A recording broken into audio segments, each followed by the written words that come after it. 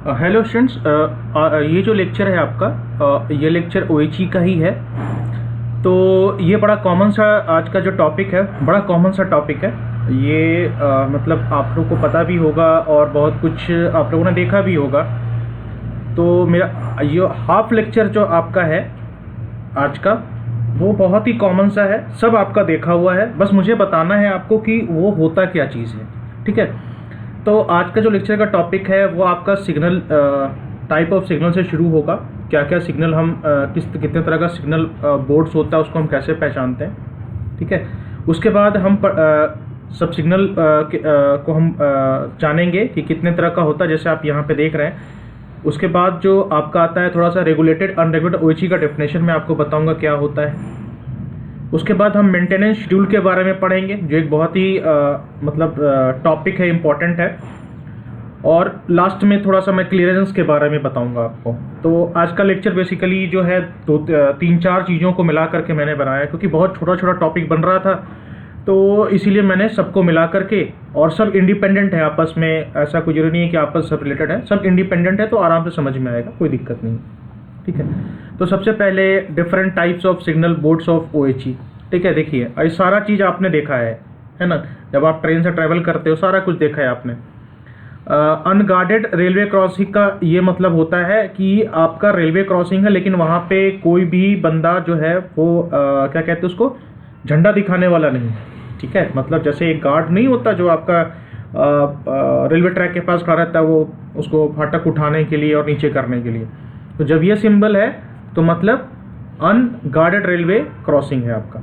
ये hump warning sign, मतलब जैसे अभी एक लेक्चर में मैंने आपको बताया था कि ज़मीन इवन नहीं होता आपका, तो उसमें ट्रैक ऊपर नीचे हो सकता है। पहाड़ों के इलाके में इसे बहुत ज़्यादा होता है, तो ये इसलिए किया जाता है कि स्पीड आप कम कर सको। फिर आपका मैन्ड लेवल क्रॉसिंग, मतलब जहाँ से आदमी जो है वो क्रॉस करेगा वो। ये स्टॉप इंडिकेटर, ये स्टॉप इंडिकेटर ये शंटिंग में आपको दिखेगा। जैसे जो भी बड़े बड़े जंक्शंस है ना, जैसे हावड़ा जंक्शन हो गया आपका, धनबाद में भी आप देख लोगे इसको, और मुगल सराय गया तो है ही आपका। तो ये सारा कुछ दिल्ली में भी आप देख लोगे। तो जहाँ पे आपको शंटिंग लगाना होता है स्टॉप इंडिकेटर ये होता है आपका। ये स्टॉप तो ठहरिए का मतलब हो गया। स्पीड इंडिकेटर ये हो गया। उसके बाद टर्मिनेशन इंडिकेटर होता है, मतलब साथ में मतलब फाइनली आपको टर्मिनेट करना है वहाँ पे। एक WL हम बहुत देखते हैं, हम लोग बहुत देखते हैं। इसका मतलब आज जान लीजिए, इसको बोलते हैं विसल इंडिकेटर, मतलब कि वहाँ पे आपको ट्रेन को हॉर्न बजाना ही बजाना है, समझ रहे हैं, ठीक है। जैसे कहाँ कहाँ हो सकता है ये, जहाँ टर्निंग है आपका, टनल है आपका, वहाँ पे ये WL का बोर्ड लगे। या फिर कोई जंगल का एरिया है, आगे बहुत मतलब रास्ता क्लियर नहीं है, तो WL आपका वहाँ पे होगा। फिर ये टाइप ऑफ टर्मिनेशन इंडिकेटर है। फिर कॉशन इंडिकेटर है। ये सारा होता है लोको पायलट को मतलब इंडिकेट करने के लिए कि आगे क्या है और आपको कितनी स्पीड रखनी है, ठीक है। फिर ये है आपका ठहरने के लिए, जैसे ये होता है, ये हम लोग कॉमन पीपल के लिए होता है ना, उसमें लिखा रहता है ये चीज़। उसके बाद ये टर्मिनल का जो होता है आपका बोर्ड होता है, ये शंटिंग लिमिट है, वार्निंग गुड्स ट्रेन है, वार्निंग फॉर, ये इस तरह का भी यूज़ कर सकते हो और इस तरह का भी यूज़ कर सकते हो आप, ठीक है। तो ये बेसिकली बहुत कॉमन है, एग्ज़ाम में आएगा तो आप इसमें से ये बस ये मेरे ख्याल से ये बन जाएगा फ़ोटो आप लोगों से, है ना। तो ये बना दीजिएगा। और इस वाले में बहुत लोगों को रहेगा सर ये कैसे बनेगा, तो कोई ज़रूरत नहीं है, ये नहीं बनेगा तो छोड़ दीजिएगा, ठीक है। और वैसे अगर बनाना चाहिए तो कोई बड़ी बात नहीं है, वो आप एक देखिए, हम आपके सामने अभी हम कोशिश करते हैं, तुरंत बन जाएगा ये भी आपका, ठीक है। बस यहाँ पे लाइन खींचा आपने, ये बन गया आपका 1 2 3 4, ठीक है। यहाँ पे स्टॉप लिख दीजिए, काम हो गया ख़त्म आपका। और यहाँ पे ये किस चीज़ के लिए है वो यहाँ एरो देख के लिख दीजिए, ठीक है। तो ये सारा जो है आप एक बार देख लीजिएगा, याद कर लीजिएगा, ठीक है। ये एग्ज़ाम में वैसे ही 5 नंबर का आ सकता है, उतना इम्पोर्टेंट तो नहीं है, लेकिन एक बार देख लीजिए, क्योंकि चांस क्यों लेने का है कि नहीं, तो वो आप देख लीजिएगा। ये चीज़ जो आपका है purpose and location of following signal, ये बहुत इंपॉर्टेंट है। ये जो चीज़ें हैं अब जो मैं आपको बताने जा रहा हूँ, आपने और मैंने भी बहुत बार देखा है, और आज हम जानेंगे कि क्या होता है वो चीज़। ठीक है, जब जैसे से ये टॉपिक आगे बढ़ेगा आपको इंटरेस्ट आएगा, क्योंकि आपने देखा है। अब हम उसके बारे में बात करेंगे।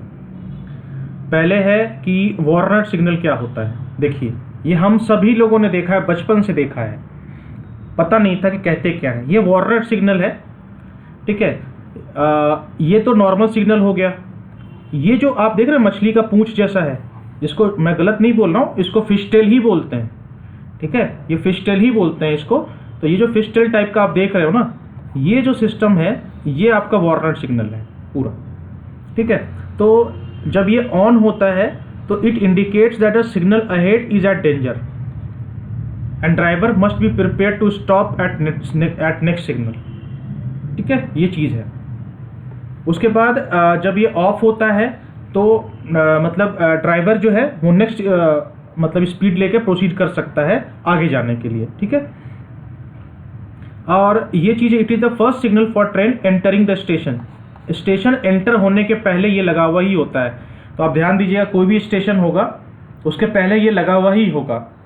ठीक है, ड्राइवर लोको पायलट को बताने के लिए कि आपको आगे ट्रेन रोकना है जा करके।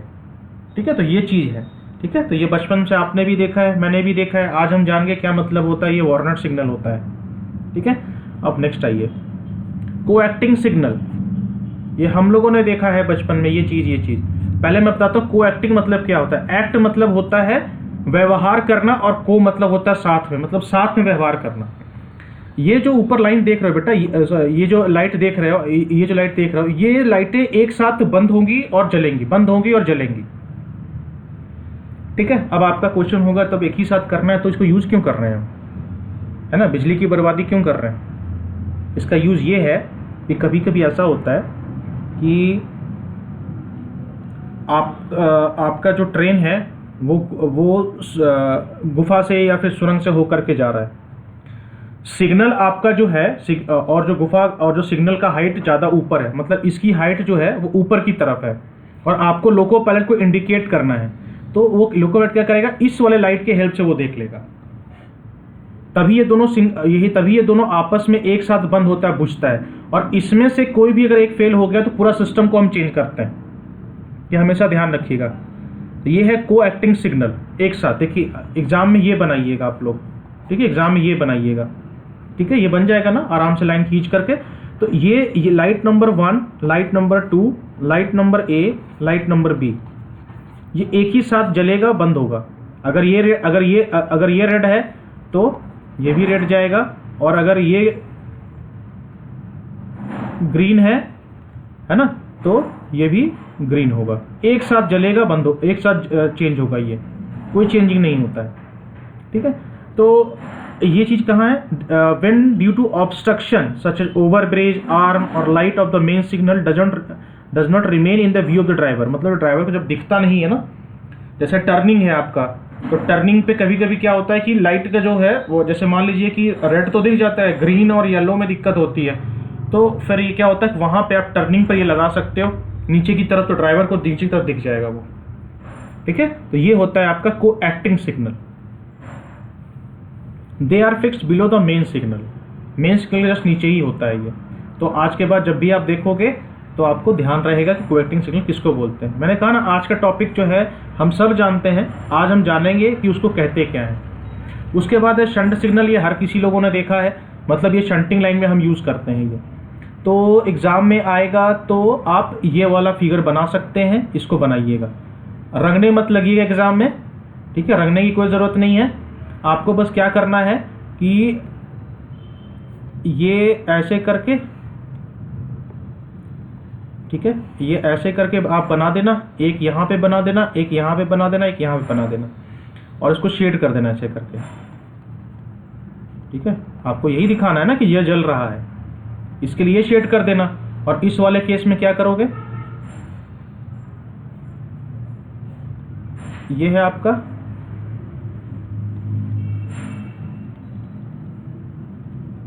ये शेड कर दोगे, आ गया समझ में। और यहाँ से एक डंडी खींच दीजिए, यहाँ पे बस बन गया। तो एग्जाम में ये दोनों फिगर बनाना है।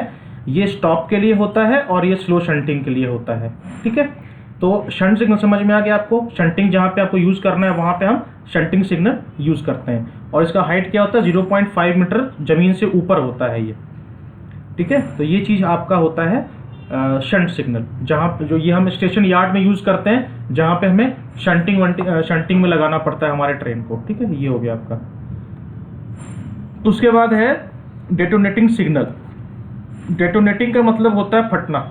यहाँ हमने लगाया भी है पटाखा सिग्नल, ठीक है, हंसने वाली बात नहीं, ये है पटाखा सिग्नल ही है, कॉमन भाषा में बोलते हैं। तो ये चीज़ हम तब यूज़ करते हैं जब जैसे फॉग वॉग के टाइम है ना, जैसे धुंध के टाइम पे क्या होता है, सिग्नल तो दिखता नहीं है, तो अब जैसे या फिर कोई ऐसा एरिया है जहाँ पे हमेशा फॉग ही रहता है, अब आपको इंडिकेट तो करना है वहाँ पे, तो हम क्या करते हैं, ये हम डेटोनेटिंग सिग्नल लगा देते हैं वहाँ पे, जिससे कि ड्राइवर को पता चले कि वो अप्रोच कर रहा है कोई ट्रेन या नहीं कर रहा है। तो ये जो है वो फटता है और फिर उससे धुआं निकलता है, उस धुएं से उसको अलग कलर का होता है तो समझ में आ जाता है उसको, ठीक है। इसका डिस्टेंस जो है 20-20 मीटर की दूरी पे होता है। ज़रूरत नहीं है फिगर बनाने का, ये फिगर मैंने आपको दिखाने के लिए बनाया है।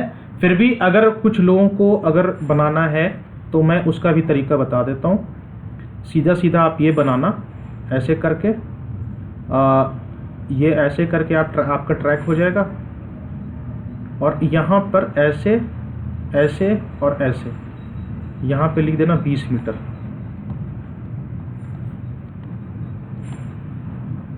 ठीक है। और इसको ये लिख देना आप, है ना, ये लिख देना डेटोनेटर। डेटोनेटर ही होता है, डेटोनेटर मतलब जो फटता है, ठीक है। अगर ट्रेन का जो अराइवल है तो आप एक साइन बना देना ऐसे करके, बस हो गया। सिंपल सा डायग्राम आपको बनाना, आपको एग्जामिनर को बताना है कि आपको आता है ये चीज़, है ना। इसी से देख के एग्जामिनर समझ जाएगा, कॉपी चेक करने वाला, कि हाँ बच्चे को पता है।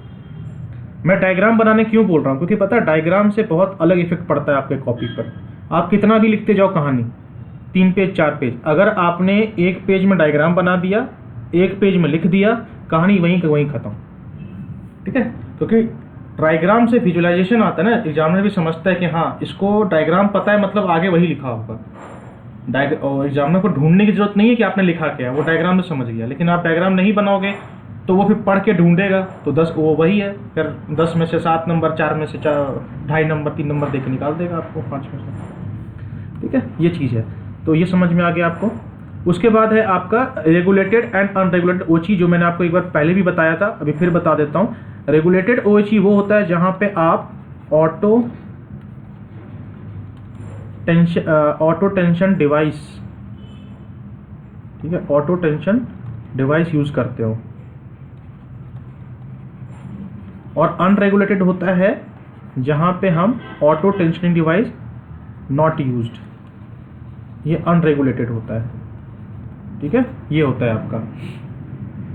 तो ये तो होता है जितना भी मेन लाइन है हर जगह हम ये चीज़ यूज़ करते हैं। लेकिन अनरेगुलेटेड हम कहाँ यूज़ करते हैं, अनइम्पॉर्टेंट लाइंस पर, जैसे आइसोलेटेड यार्ड हो गया आपका, है ना, वहाँ पे हम यूज़ नहीं, क्योंकि यार्ड में तो ज़रूरत है नहीं, क्योंकि एटीडी का कॉस्ट भी तो ज़्यादा होता है ना, तो इसीलिए इंटरेस्ट ऑफ इकोनॉमी का मतलब पैसा बचाने के लिए, तो वहाँ पे इसीलिए हम अनरेगुलेटेड वो चीज़ यूज़ करते हैं जहाँ पे हमें एटीडी की जरूरत नहीं पड़ती है।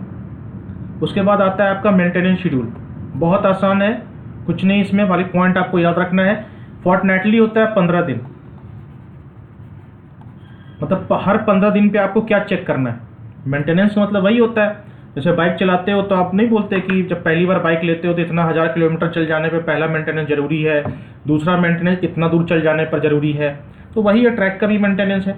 तो 15 दिन में जो 15 दिन का मेंटेनेंस है उसमें क्या करोगे, जो आपका सबस्टेशन का जो ट्रैक्शन सबस्टेशन है TSS, उसका पूरा आपको ग्राउंडिंग चेक करना है, एरिया पूरा ग्राउंडिंग चेक करना है, और आपको उसका जो इक्विपमेंट है वगैरह वो देखना है, क्लीननेस है, प्रॉपर ड्रेनेज है कि नहीं, रोल रेड एक्सिस ये सब देखना है, बैटरी चेक करना है आपको ट्रैक्शन सबस्टेशन का, ये हर 15 दिन पे होना चाहिए।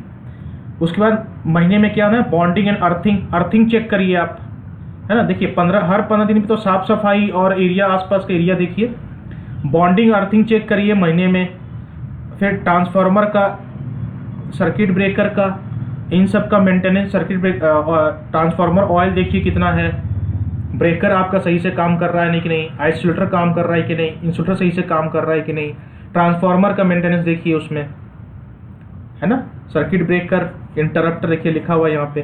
तो ये सब चीज़ जो होता है वो महीने का होता है, याद रहेगा आपको, बहुत कम पॉइंट है। Bonding, earthing, oil transformer, circuit breaker, insulator, traction transformer, खत्म हो गया, ये मंथली का हो गया आपका। उसके बाद है क्वार्टरली। क्वार्टरली मतलब क्या होता है, 3 मंथ्स, हर 3 महीने पे क्या देखना आपको, बैटरी एंड बैटरी चार्जेस।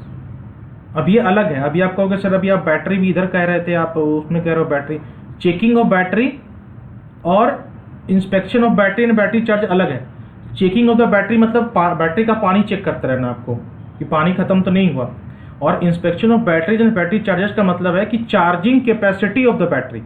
जैसे मोबाइल का बैटरी होता है, तो मोबाइल का बैटरी क्या होता है, कुछ दिन के बाद वो काम करना बंद कर देता है ना, कम चार्ज होता है। तो वही तो बाकी घर में भी जो हम लगाते हैं जब अपना इन्वर्टर, तो उसमें भी क्या होता है, बैटरी कुछ दिन का उसकी एफिशिएंसी घट जाती है ना, तो उस चीज़ को हम देखते हैं।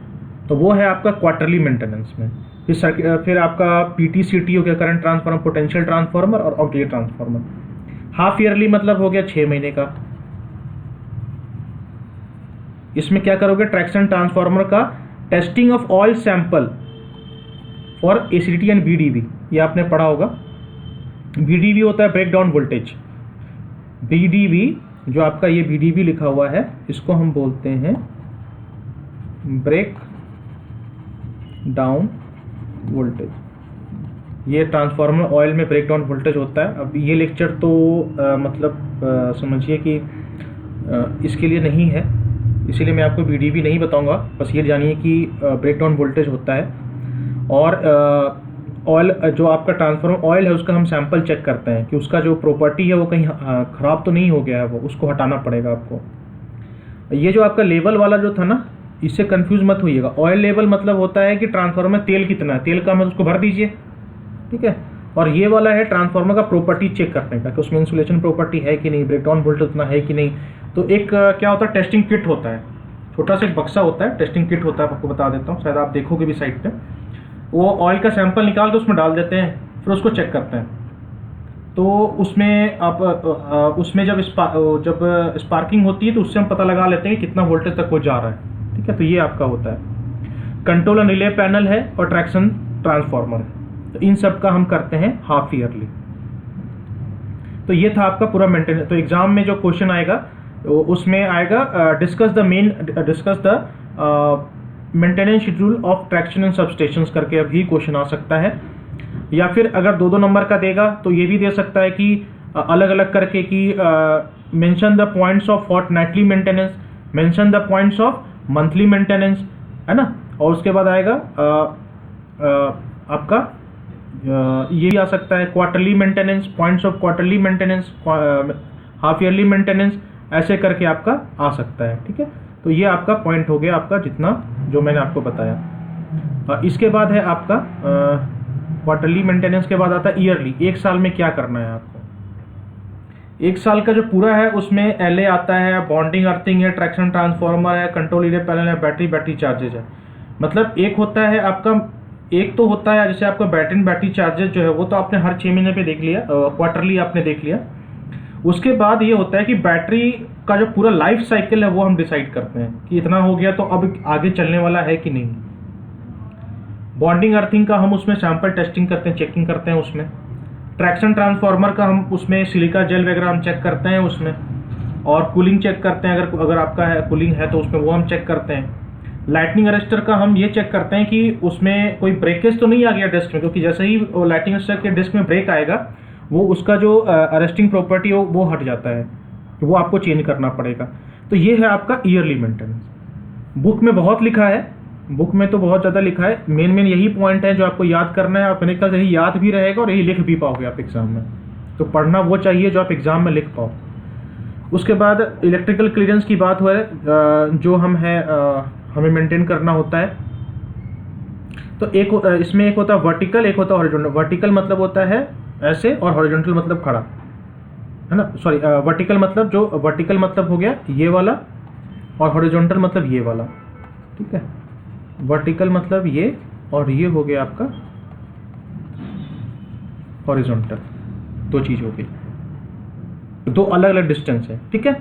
अब ये हमें मेंटेन करना ही करना पड़ता है, क्योंकि हमें हर टेम्परेचर के लिए worst condition of temperature event हमें मेंटेन करना ही करना है between any live part of overhead equipment और पैंटोग्राफ, ये हमें करना ही करना है। तो लॉन्ग ड्यूरेशन आपका हो गया 250 mm और शॉर्ट ड्यूरेशन हो गया 200 mm। ये डिस्टेंस आपको मेंटेन करना ही करना है, long duration maintenance and the short duration maintenance, ठीक है। उसके बाद है आपका वर्किंग क्लियरेंस, वो तो इक्विपमेंट के बीच हो गया, ये वर्किंग, ये आपका वर्किंग आपका क्लियरेंस हो गया। तो जहाँ पे मतलब टेक्नीशियन वगैरह काम करते हैं या फिर जो आपके टेक्निकल बंदे काम करते हैं ट्रैक पे, आपने देखा होगा, तो उसमें क्लियरेंस बिटवीन लाइव कंडक्टर और equipment and earth structure live part 2 metre होना ही चाहिए आपका, ठीक है। और जब क्लियरेंस जो है जहाँ पे आप नहीं ले सकते तो वहाँ पे आपको वार्निंग बोर्ड लगाना पड़ेगा कि यहाँ पे क्लियरेंस नहीं है, इसलिए आप अपना सेफ्टी लेकर के ही काम करिए, ठीक है। तो ये था आपका आज का टॉपिक। तो इसमें से आपका एक क्वेश्चन बनता है, डिस्कस वेरियस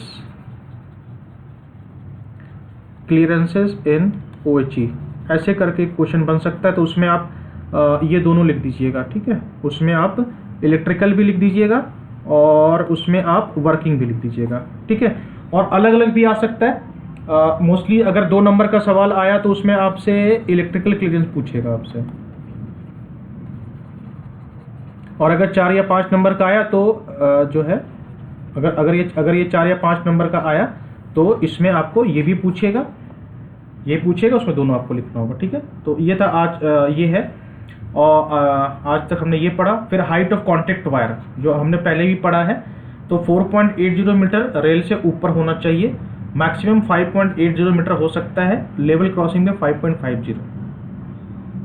ये सब चीज़ें आपको जब क्लियरेंस पूछेगा तो आपको ये सारी चीज़ें लिखनी होंगी, ठीक है। तो ये था आपका आज का लेक्चर। मतलब कि याद करने की चीज़ें बहुत ज़्यादा हैं, समझने की चीज़ें इसमें कम है। तो अब इस डेटा को याद करना शुरू कर दीजिए आप लोग, क्योंकि ये मल्टीपल चॉइस क्वेश्चंस में भी बनता है, इसका क्वेश्चन बनता है, इंपॉर्टेंट है। जैसे इससे क्वेश्चन बन सकता है MCQ, क्या बन सकता है, ये वाला जो आपका है, जैसे ये वाला जो आपका है, इसमें से मल्टीपल चॉइस क्वेश्चन बन सकता है कि what is the minimum height of contact wire above the rail level. अब ये ऑप्शन सही है। What is the maximum height above the rail level, ये है। What is the height of the contact wire on level crossing. 4 option है, उसमें से एक ऑप्शन ये होगा, आपको यहाँ पे टिक करना होगा, ठीक है। तो ये चीज़ें हैं, और इससे MCQ भी बन सकता है और आपको थ्योरी भी आ सकता है, ठीक है। सो आगे अगर कोई डाउट होगा तो प्लीज़ पूछिए, and thank you for watching this video, and please take care of your self.